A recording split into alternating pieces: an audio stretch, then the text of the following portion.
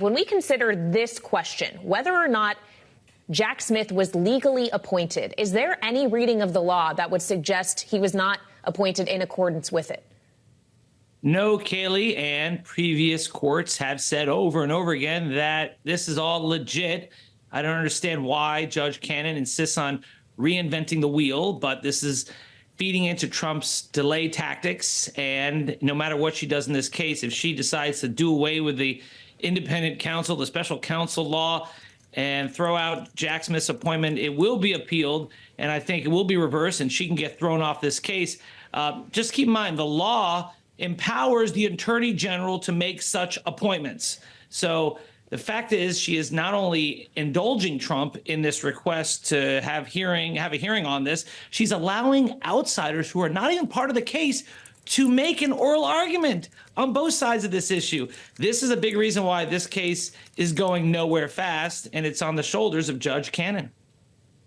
Well, let's talk a little bit about that. There was a report in the New York Times that several judges have actually said they've suggested she shouldn't even be on the case, and obviously she still is. Your reaction to that report?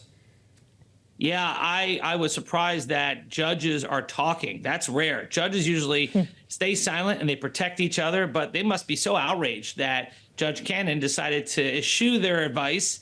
And for a rookie judge who was given advice not just from a more senior judge, but from the chief judge to say, no, I got this, that takes a lot of chutzpah. That's by the way, a Latin term we use in the law. And it is something that makes you just shake your head and say, hey, what is going on here? And I think what's going on here is that Judge Cannon was repudiated and humiliated last year when she got involved in this case in pushing this special master to delay the investigation of Donald Trump.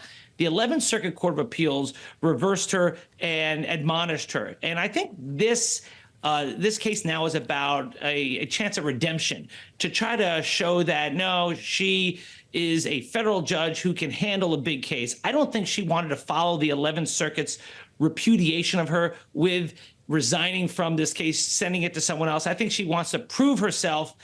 But so far, she has been flubbing the case left and right. Well, David, did you not just suggest that there's a chance she could potentially be thrown off this case on appeal over this Jack Smith issue? If she makes a final order declaring that the special counsel statute is unconstitutional and getting rid of Jack Smith, yeah, that will be appealed, certainly. And I think that will get reversed and possibly thrown off the case. A lot of the rulings she's made so far have not been final orders. And so that puts Jack Smith in what I call dilatory purgatory, where he can't appeal what is not a final order. So he has to, go along with this until he gets something final on paper to take to the 11th Circuit. So when Judge Cannon, for example, put forth these jury instructions that were wrong, that were improper, and that favored Donald Trump, Jack Smith complained about it, but he couldn't appeal it because it wasn't a final order. So that's the thing that she's been doing. She's been doing things to benefit Trump, but hasn't done enough to take it to the 11th Circuit. So that's why Jack Smith's stuck in this state of purgatory. And he's also stuck in the state. Do you think that he should have tried this case here? Well, as a Florida man myself, I like that he did it in Florida. It gives me more chances to talk about it. But also, I think that if he had gone to D.C., Trump would have legitimately expressed a lot of these venue arguments. He would have filed pleadings saying that the venue is improper. And I think he would have had a point. The obstruction here really took place at Mar-a-Lago, not in Washington, D.C. It wasn't while he was president.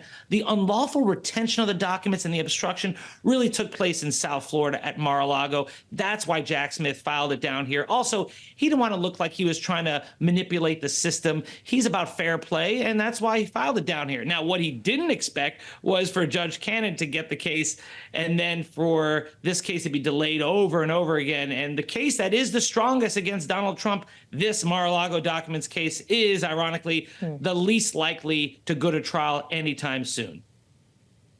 Well, the case that Jack Smith brought against him here in Washington isn't likely to go to trial without a decision from the Supreme Court on presidential immunity. That we're still waiting for. We did, though, get a decision from the court today in a gun case, and I spoke about it with Elizabeth Weider, a Constitutional Accountability Center president, earlier on. Take a listen to what she told me. The case was 8-1. Only Justice Thomas dissented. And that really shows I think the soundness of the constitutional analysis finding this regulation of domestic abusers to be constitutional, and also just the common sense behind it.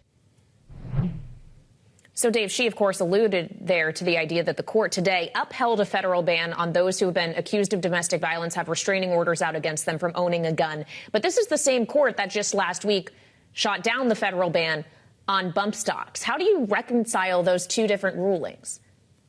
This case was just a bridge too far. I mean, when Justice Alito is going along with the majority, you know that if you're the one vote on the opposite side, that you're crazy, because Justice Thomas took an absolutist position saying that the Second Amendment means no restrictions whatsoever, even if you're a criminal, even if you are barred because you have committed domestic violence, you're under a restraining order, still have at your guns. That is a position that's so far out of the mainstream that even Justice Alito couldn't stomach it. So I think here it was about common sense. And in fact, that was a phrase that I believe was used by Chief Justice Roberts. And in this case, 8-1, this was a no-brainer. The bump stock one was tougher because Congress could have acted and it didn't act. I disagreed with the court's decision, but it was a lot closer call than this one, where we've always had common sense gun restrictions when it comes to criminals and other people who violate the law. So Clarence Thomas is the outlier here, not the 8 justices in the majority. And also yet to be decided by the Supreme Court is the case regarding presidential immunity, which could come next week, and it actually could come on the same day the candidates debate.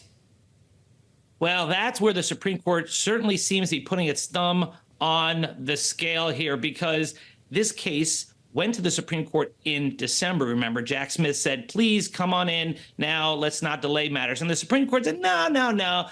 Just go through the D.C. Circuit Court of Appeals first. Well, they did.